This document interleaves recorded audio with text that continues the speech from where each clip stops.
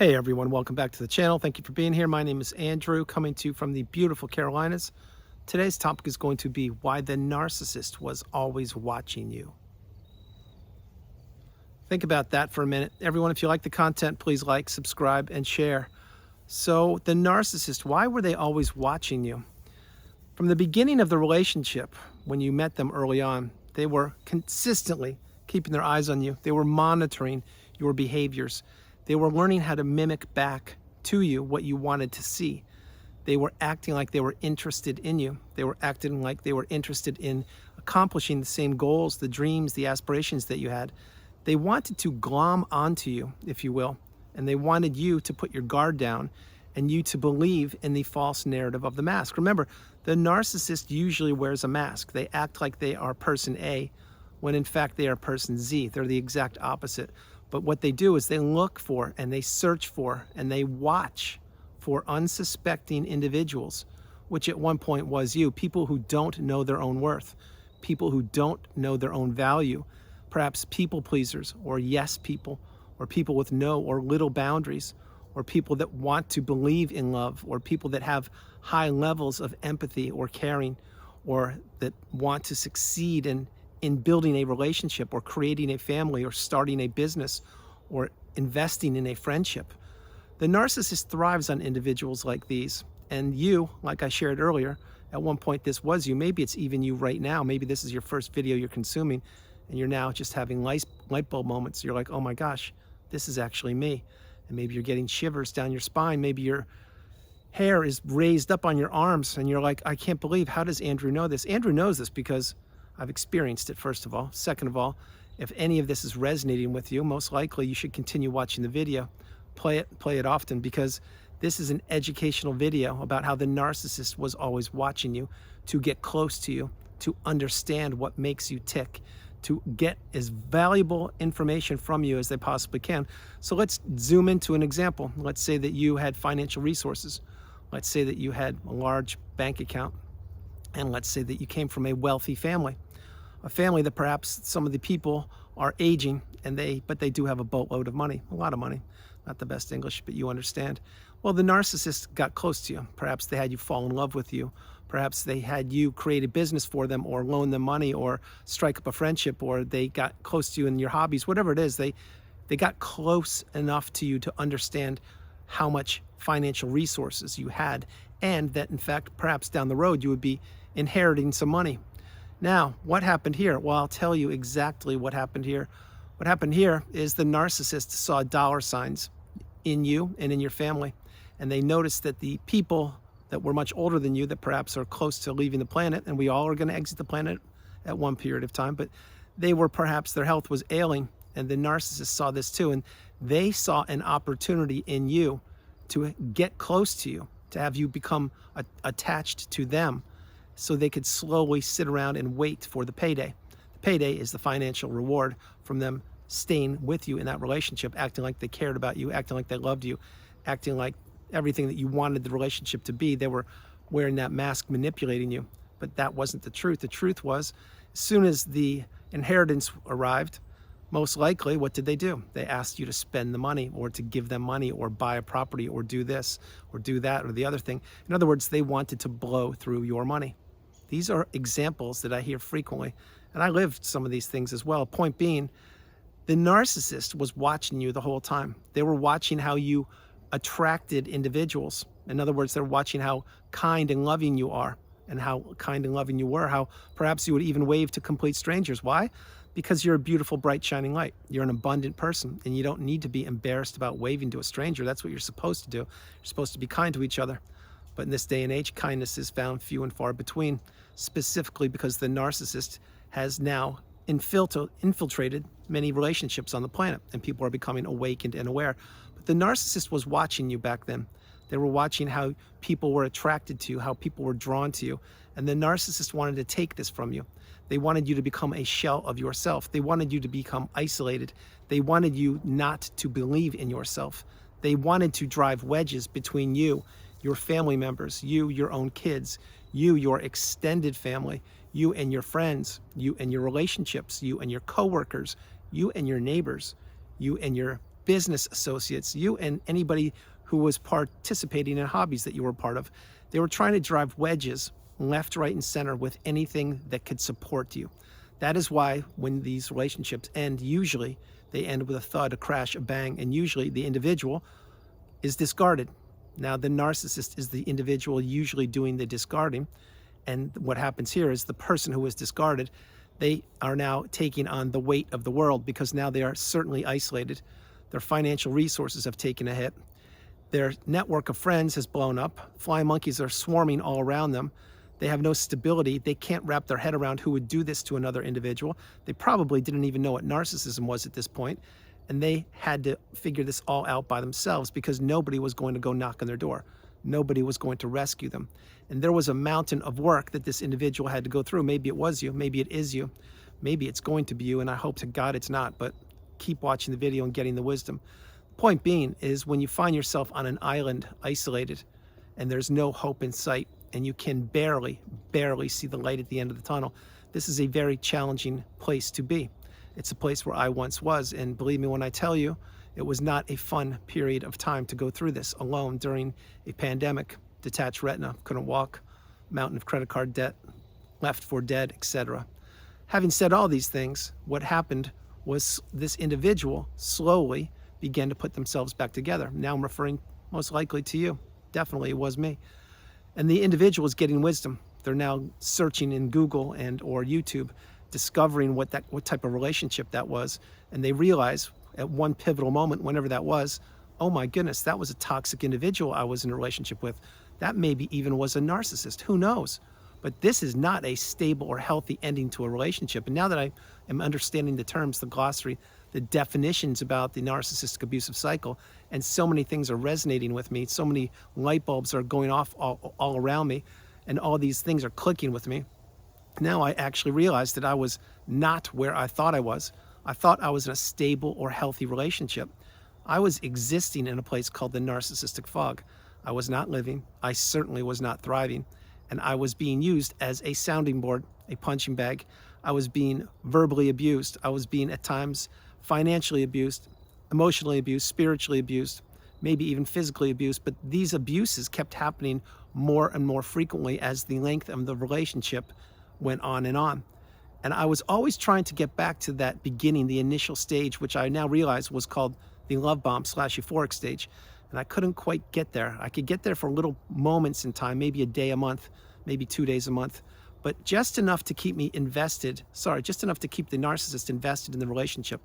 I, on the other hand, was working for the relationship, and the narcissist was watching me the whole time.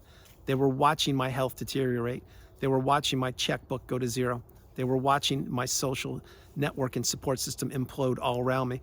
They were watching me fall apart at the seams. They were watching me not want to get out of bed. They were watching me become a shell of myself. They were watching me not be the beautiful, bright, shining light. They were watching me change into a dark, dark person because I was surrounded by the toxicity of the narcissist. And the narcissist's low vibrational state, where they exist, is in the quagmire below my shoe. They switched their energy with me, and they took my beautiful, bright, shining light for themselves. That is what they did. That is what they do. And this is an energy shift that goes on and on and on until you finally get the wisdom and you get the message and you understand that this person was out to take me. They were looking to take me out. They didn't want me to exist. They didn't want me to survive. They didn't want me to figure out who they were. They don't want me to figure out who they are. And they wanted to continue to keep me in that manipulated state called the narcissistic fog, or the devaluation stage. They didn't want me to ever escape, but I did. And now I have or I am putting myself back together. And this is a great thing. But even then, the narcissist was watching you. When the relationship ended and you were discarded, and if you were, my heart goes out to you. If you ended it yourself, my heart still goes out to you. But when the relationship ended, you had to not only put yourself back together, but you were looking for a few things. One, you were looking for closure from the one individual who was administering the pain to you, and that was the narcissist. Number two, you were looking for support from your alleged family or friends or people that you thought cared about you. Most of those people disappeared into the night. And the third thing you were looking for were answers, because most likely you did not know what narcissism was. And while you were researching and trying to figure out and put these pieces of the puzzle together during a very challenging period in your life all by yourself, The narcissist was watching you. They were watching your progress. They were watching your demise. They were watching you still stay trapped in the narcissistic fog. They were watching everything go on all around you, and they were grabbing their popcorn. And so were the flying monkeys and many other people. And most of these people did not want you to figure things out. Now, most of those people themselves didn't know that the narcissist was a narcissist. Now, maybe they are. Maybe they're figuring it out. Maybe those people themselves are narcissists. Who knows? I don't go walking the globe looking for narcissism. I'm just paying it forward and sharing my wisdom with you right here in this community right now. But getting back on track, the narcissist was watching you back then, and most likely they're watching you right now. You may say, well, how is that possible, Andrew? What I've done is I've left that city or town or country that I used to live in, and I've moved halfway around the world, and I changed my number, and I blocked everybody, and I did everything I possibly could to get off the radar of the narcissist. If you did that, that's a wise move. I would suggest doing that if you can. If you can't, utilize Grey Rock.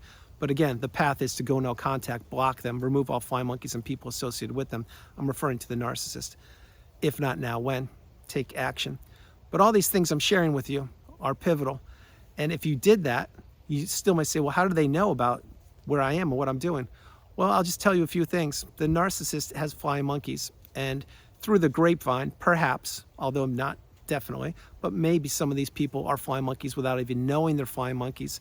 And maybe some of those people told other people where you're located and what you're doing, and boom, there we go. Now the narcissist has flying monkeys spying on you, perhaps on social media, or they know people in the community or town you live in. Who knows? If you've succeeded to get off the radar of the narcissist and you have not heard anything from them, that's a great thing. Keep doing whatever you're doing. But the narcissist, believe me when I tell you, they will be watching any opportunity they get.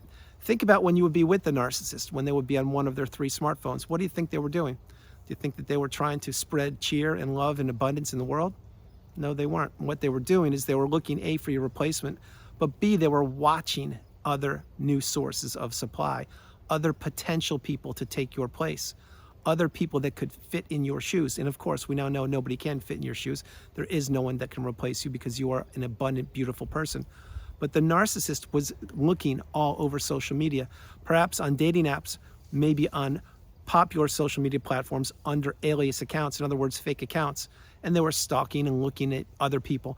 And at one point before you met the narcissist, really drill into this one, maybe they were looking at your social media before you even met them. Example, let's say it was a coworker that you struck up a relationship with, which turned into a friendship. Next thing you know, you got married, you moved halfway around the world, and now you're being devalued, you have no money, your support system is blown up, and you've just found out you're in a narcissistic relationship. Well, how did it happen so quickly? I will give you a possibility. Maybe that coworker looked at you and said, oh my gosh, this person is so beautiful, meaning internally and externally, meaning their resources, what they provide, and they don't know their value. So what I'll do is I'll get close to them, I'll have them fall in love with me, and I will begin to extract their resources from them.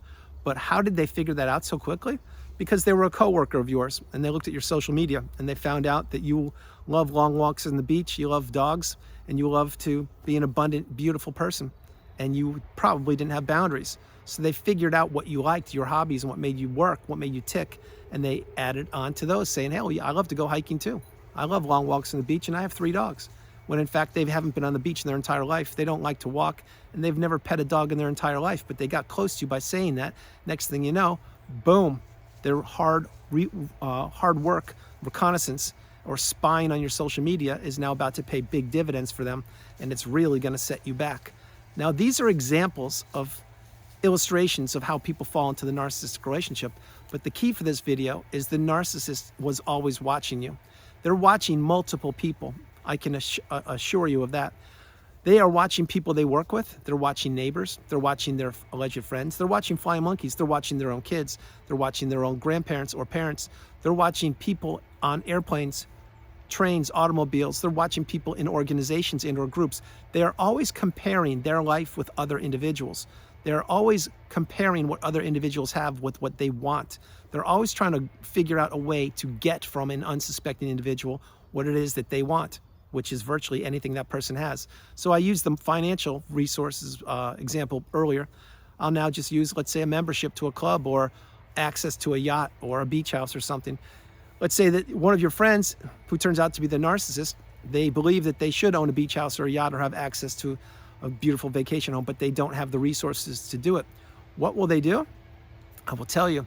They will act really kindly to these individuals who are unsuspecting, and they will buddy up to them and chum up to them, and they will want to go to all of the beautiful parties and be seen and be part of the group and the club and everything. And then what will happen? Slowly they will be invited to more and more occasions. Slowly they will be invited to more and more holidays and events and things. And then what happens there? The doors of the yacht open, the doors of the beach house open, the doors of possibilities open to all these unsuspecting individuals who have more access to, let's say, vacation homes or vacation items than the narcissist has. And this is how the narcissist slithers the way into relationships. They act like they are the best friends with these people. They drop people's names. They want to be invited to the parties. They want to secretly have what these other individuals have, although they will never acquire them because the narcissist can't do that. Remember, at their core, the narcissist is a coward and a bully, and all they do is take, take, take. But they also are always watching. They were watching you. They perhaps even are watching you right now. My hope is they're not, but you never know. The whole point is flying monkeys usually are flying around you when you're in the community and or city or town where the narcissist exists. That's number one. But number two is even if you relocated, there is still a pipeline at times, not always, that the narcissist can spy on you using fake accounts like I shared, social media. That's why I think about this. Years have gone by. The relationship is over. You've healed. You're at the mountaintop, the pinnacle of indifference. And you get a phantom phone call on an afternoon. It's from a strange number. And all it says is nothing. It's just radio silence. And you're like, what's going on here? Well, think about it. What do you think that is? Could that be a Hoover? Certainly could be. Why? I'll tell you why. Because who would call another individual and not say anything? I'll tell you who would. Someone who's trying to Hoover you back in or to rattle your bones or make you think about a past relationship. Another way this could happen is, let's say you get an email. Again, you've healed, you're at the pinnacle of indifference, everything's going great. You get a phantom email from an account that you don't recognize. You open it and boom, it's from the narcissist telling you how much they miss you, how much they love you, how much they have found Jesus, etc. Well, what are you going to do with that email? I'll tell you exactly what you should do with that email. Right in the bin, and you should go wash your hands immediately. Maybe even buy a new computer, because the narcissist can't change. And they're watching you. They were watching you. And my hope is right now, again, like I shared, that they're not watching you. But this is what the narcissist does. They can never be satiated or satisfied with their current status or environment. They are always comparing sources of supply. They're always trying to get one over on individuals, and they're always trying to improve their circumstances. So get the message. Guys, that's the video. I hope you liked it. I loved doing it from the beautiful Carolinas. This is Andrew. Namaste. Have a great afternoon, evening, or morning. No matter where you are on the planet, you are not alone. I love you all. God bless you. Have a great, great day. And the dog that walked by, yes, that wasn't a horse or a pony. That was Noah. And Noah was saying hi to you. Nelson is in the back. I'm going to try to get him to make a guest appearance soon, but that was Noah. I love you all. God bless you, and I'll talk to you tomorrow. Have a great day, guys. Bye.